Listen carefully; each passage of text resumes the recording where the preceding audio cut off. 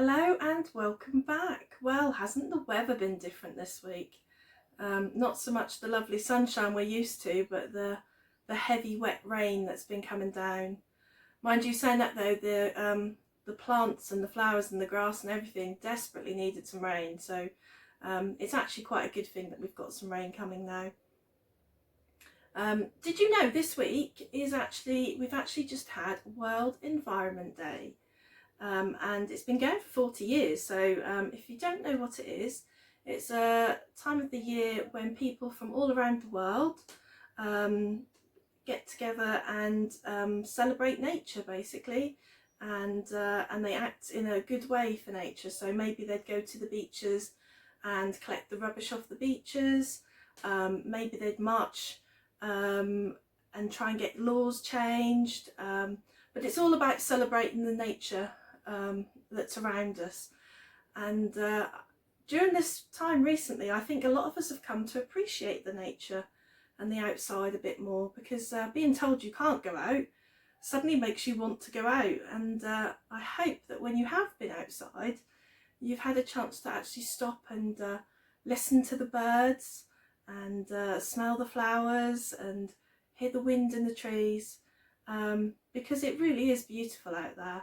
And we do sometimes stop and forget to have a look. And of course, our lovely world around us, our nature, as Christians, we believe has all been created by God, and in such an amazing and perfect way. And I'd like to tell you the story about it, and it's from the Lion Storyteller Bible again, and it's about the creation of all of Earth. So let me just find the page. Here we go. Are you ready? In the beginning. At first there wasn't anything at all. Nothing. So God set to work. But he didn't use his hands or a special machine. He spoke. That's all. He said, "I'd like some light." And there was light. Brighter than a summer morning or 1,000 Christmas candles. God spoke again. He said, "Sky, I'd like some sky and some water underneath." And sure enough, there it was, the bright blue sky with dark blue heavens above it and the blue-green sea below it. Earth, that's what God said next, hard and firm, as if he really meant it. And the blue-green waters parted, and there was dry land underneath. Great patches of it, dirt black and brown, here and there all over the world. "We need some colour," God whispered, as if he were thinking out loud. And quivering with excitement, green growing things crept right up out of the dark earth, then burst into blossom, red, orange and blue. Pine trees and palm trees, rose bushes and blackberry bushes, tulips and chrysanthemums. God shouted next, "Day, shining sun. Night, shining moon. Bright, shining stars." And there they were, for morning and evening, summer and winter, time and heat and light. After that, God called to the sky as if he were expecting some kind of an answer. "Come forth, flying things," he cried. And through the clouds they came, flying high and flying low, flying large and flying small, eagles and insects, hummingbirds and hawks. Then God called to the sea, "Come forth, splashing things." And they came to him too, leaping right up through the waves, sailfish and swordfish, dolphins and trout, great grinning humpback whales. Finally, God called to the earth, "Come forth, walking things, crawling things, running, hopping, climbing things." And sure enough, they came, up from burrows, down from trees, out of the high grass and across the open plains. Now everything was ready. good and ready. So God spoke again. Man and woman is what he said, as if he were calling the names of his very best friends. And out of the dust came Adam and Eve to enjoy all that God had made, to take care of it for him and to talk with him. This is the way things ought to be, God said at last. This is what I call good.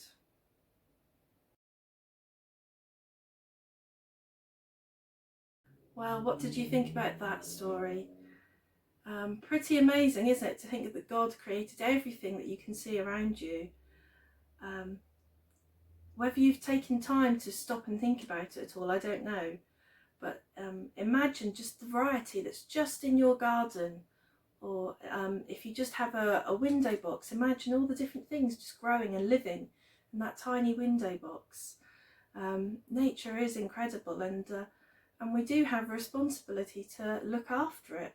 And hopefully you've been learning lots of things at school and from your parents, and you know to recycle and reuse, which is something that I like to do when we do our crafts and reuse things. But the thing I like is I like the variety that's there. I mean, it would be a beautiful garden if you had a garden full of roses. It would be absolutely beautiful, there's no denying it. But how much more beautiful is it when you have roses and daisies and pansies and all the other types of different flowers, and they're all different colours and different shapes and sizes and different smells, and the variety of it makes it look even more beautiful. They're all just flowers, but they're all very different and very unique and very beautiful, but together it's something breathtakingly amazing. And it's the same for us. God created humans in his image, man and woman, and he created us to be like him. But he gave us different colour eyes, he gave us different ways to walk, to talk, to laugh, different colour skin, different colour hair. Some people he gave singing to, some people, unlike me, not able to sing, but maybe my gift is crafting and arts. We're all very different and very unique, but all very much in God's image. And together, the variety and together the beauty of us is so much more amazing. And maybe that's something you might like to have a little think about this week. Anyway, speaking of the reusing and recycling part, we're going to make a couple of crafts, and I thought we'd have a go at our own creations this week. Imagine if you were God and you had to create something beautiful. What would you create? We're going to start with flowers, I think, something very beautiful to look at and to see. But we're going to have a go at making some flowers, and I'm going to show you how to make some. And I've got some here that I've already made. Oops. And these were just made out of little muffin cases, little cupcake cases. And they've just been cut and stapled together. And I've got some more here which I've put onto sticks. So we can have a go at making those, and I'll show you the technique for those. So you'll need these little bun cases. So there's different sizes I've got here, so you get different size flowers. And it doesn't matter what colour they are, they can be anything. We've already talked about variety of colour and different choices of colour being good. But for each flower, I think if you've got 5 of these cases, it's just about the right amount. You can have more or less, but for me, I like it. These were made with 5, and I think they're just bushy enough for me. I quite like lots of petals on my flowers. Okay, so you're going to take your cupcake cases. I don't know if you can see, mine are Christmas ones. They've got Christmas trees on, but it doesn't matter. Just adds to it, I think. So we're going to start by taking our cases, and we're just going to fold them in half, okay? And then we're going to fold them again. So we're making this kind of ice cream cone that gets smaller and smaller, and fold it in half again. There you go. Now it looks more like an ice cream cone shape, doesn't it?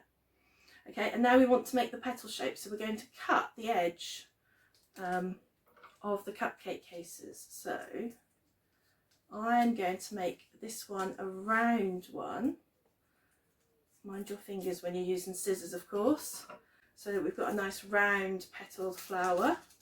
So if I open it up, there we go, you can see the petal shapes there. You can do them spiky. This one I did spiky, so I cut the ends very pointy. But there's no right nor wrong. It's your creation and it's your flower, and it can be any shape, any size, any colour that you would like, because it will be beautiful whatever you choose. Once you've got them all cut out, you're going to open them all up. There we go. Open them all up. And they already start to look a bit like flowers. So you could, if you want to, you could just stick them flat down to a card. If you want to send a card to somebody, that would be quite nice. But we're going to put ours together. So we're going to take each of our layers, and you can, it doesn't matter which way up you put. I like to alternate mine, but you can do yours all the same way. Doesn't matter. But as you do it, you just want them, you don't want them in line with each other, you just want them slightly out of line with each other. So you just keep adding all your layers, just making sure they're slightly off, so they're not exactly, which way down, that way. So you've got your whole pile of cupcake cases like so. And then I'm going to use a stapler. I find this the easiest way, but you could glue them as you go. You could add a little dollop of glue to each layer, that would work as well. But I find the stapler good. So you're going to just put a couple of staples in the middle there. And then we're going to scrunch each layer up. So we're going to take them and we're just going to pull each layer up to the middle and just give it a little scrunch so it stands up. Can you see? And we're going to do that with each of the layers. So you're going to just keep bringing each layer up and scrunching it up towards the middle. Okay, and then the next one.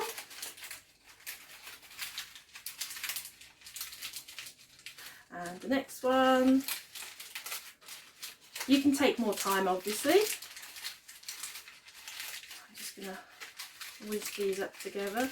And then the final one.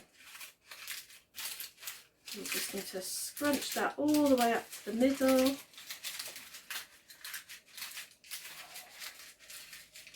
And then you can just let it open up just a little bit. Just move them around until you're happy where your flower sits. And that's it. It's that simple. That's how to make those flowers. And then you can attach something to them. So if you've got pipe cleaners, you can sellotape them or maybe hook them through where the staples are, and then you can bend shapes. So like with this one, you can add leaves and things with the pipe cleaners as well. So or you could, depending what you've got lying around, you could recycle your straws and you could use your straws, and then you could perhaps get some green paper and make some leaves on there as well. And you could make a whole vase of them and you could have a whole display of flowers. But try having a go at that. Use different colours, use different shapes, and see what you like. And there's all different ones. So like I said, this one here, you can see is slightly different. Same colour, but it looks very different because it's all spiky. Quite like that one. So you can just have a whole collection of flowers, and maybe if it's someone's birthday, you could give them to them. But get creating your own flowers. Have a go at that. The other thing that I thought you might like to have a go at is to do some modelling. And I've been making some salt dough. Now, I don't know if it's anything you've tried before, but if you haven't, it's really good fun. It's kind of like a Play-Doh that you would buy, but you can make it ever so easy at home. So you would, if you were making this at home, I'm not going to show you how to make it because it's so very simple. And it's just throwing everything together and giving it a good mix. But what you would need is 1 cup of flour and ½ a cup of salt, just the ordinary table salt that you have. And then you just keep adding water and mixing it around until it starts to form a dough.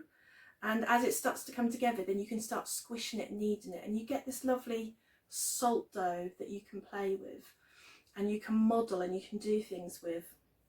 Now you can leave it plain like this, and then when you've done your salt dough creations and they're dry, you could paint them, or you could add colour to them. So I've got nice green here, and I used the gel food colours with these.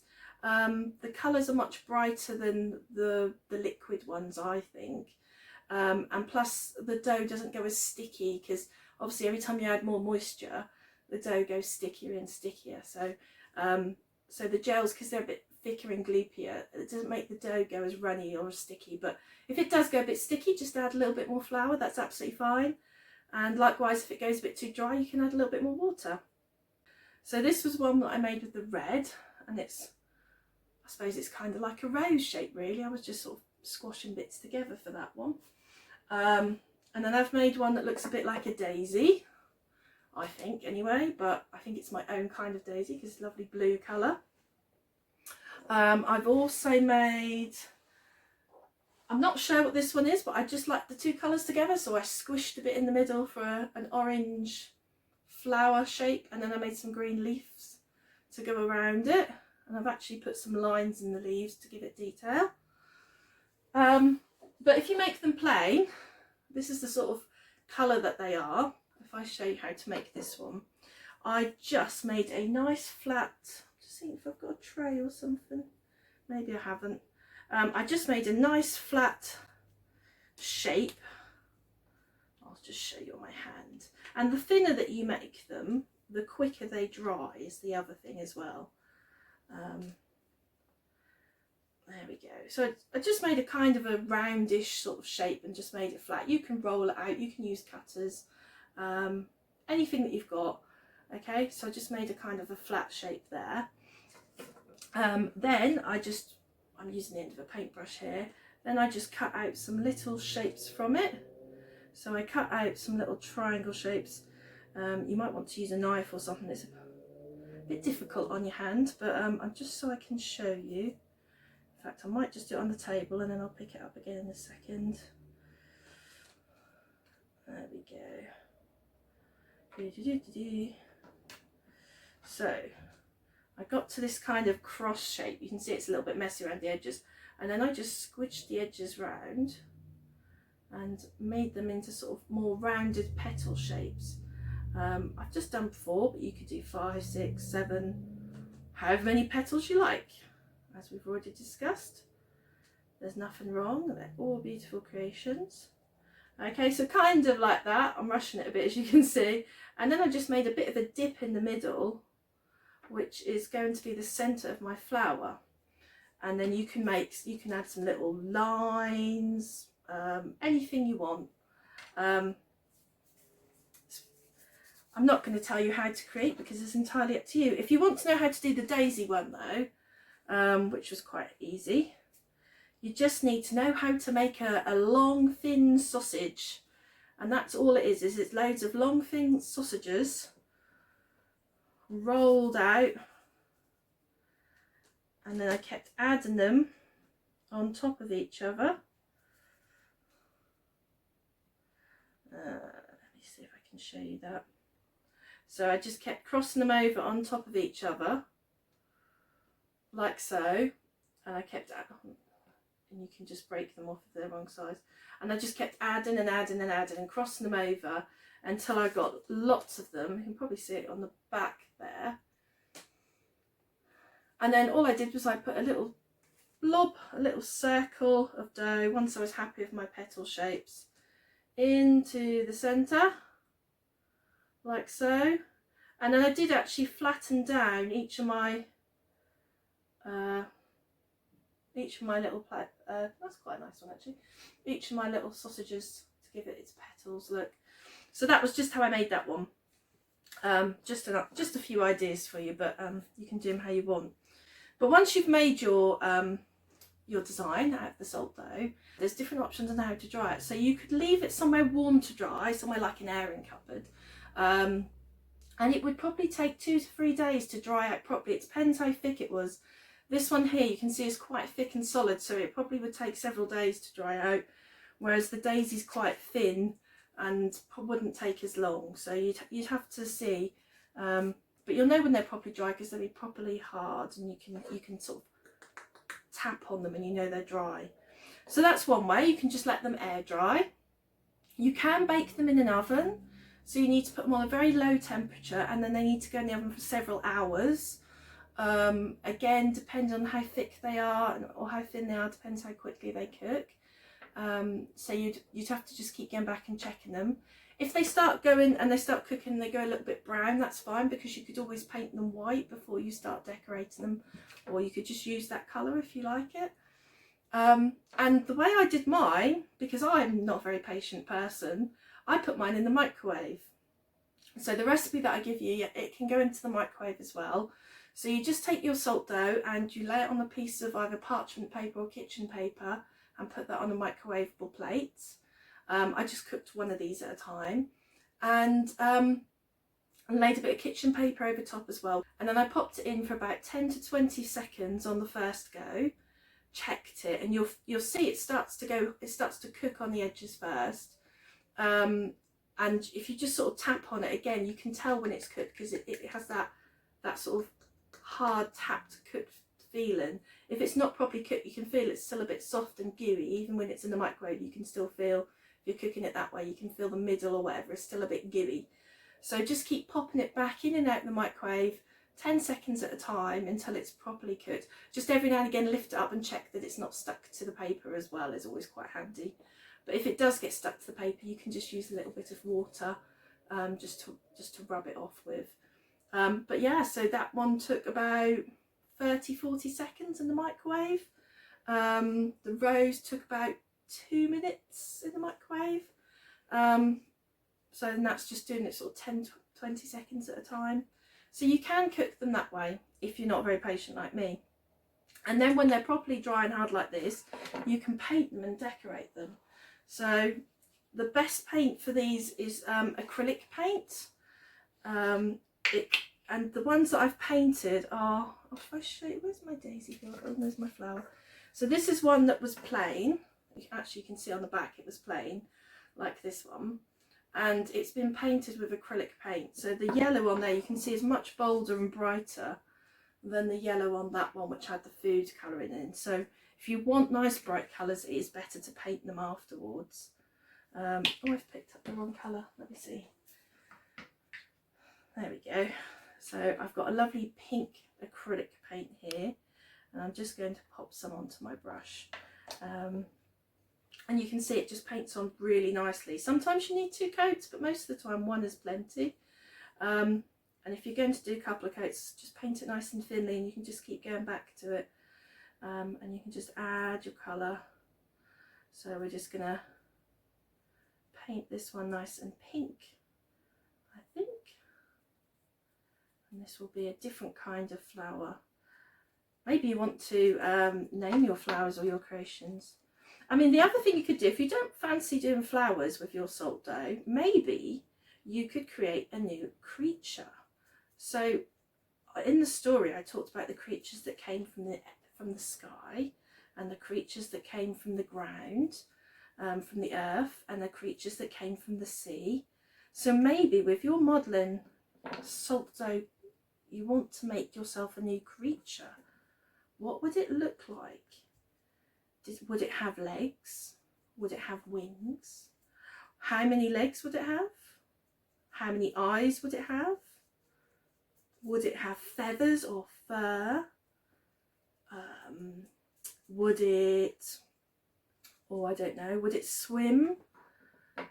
There's all sorts of things you could have a look at and think about, and just get creative. Just like God did when he created the world. And just remember that anything that you make is going to be right. There's no wrong way of making things, because it's a creation that comes from you, just as you are a creation that comes from God. And you are perfect. There we go. Oh, there we go. It's lovely pink it's looking now. And for some reason I picked up black, but I'm going to have a go at putting a little black middle in my flower and see what that looks like. I wasn't planning on black, but it's because the pink's still wet, it's going to sort of blend in a bit. Oh, I quite like that. It's almost like a pansy, I think. They're kind of like that, aren't they? I could be wrong. I don't know flowers very well. I should know the names of them. I like just looking at them because I know they're pretty. So yeah, so once you've done all that, again, you can, if you want them to last a long time, you can put something on, put some varnish or Mod Podge or even PVA glue. That will give it a bit of protection. Anything that stops it from getting any moisture in it is what you're aiming for. You're trying to keep them dry, okay, by protecting and sealing them in. And then you can do, you want them, you could add a pin to it and you could make a brooch. You could put a magnet on and put them on the fridge. You could hang a string on it and have them hanging as an ornament. Lots and lots of different things you could do with them. But the important thing is that you get creating and maybe take some inspiration from nature. So perhaps this week, something else that you could do is you could go for a walk, but not just a general walkabout. Go for a walk in a lovely green space, maybe in a park or just in your garden, wherever you can go. Somewhere where there's a nice piece of grass to sit on, or a tree, or there's some flowers nearby. Somewhere where you can just stop and really take some time to look at nature, and then maybe just sit there quietly for a few minutes, and maybe just close your eyes for a little while and just stop and have a really good listen and see what you can hear. Because when you just use one of your senses, you can it becomes much stronger. So the longer that you just listen with your eyes closed and your mouth closed, and you're just focusing on what you can hear, the more you'll be able to hear. You'll be able to hear more and more birds. You might be able to hear cars in the distance. You might be able to hear some insects. You have to see the wind blowing through the trees, and then maybe spend some time having a really close look at something in nature. Maybe a flower or a blade of grass, or even a leaf. If you look at the details in a leaf, look at all its little veins and notice that it's all different colours. It's not one solid colour. It could have lots of different types of greens in there, and some are spiky and some are round, and have a really good look at something.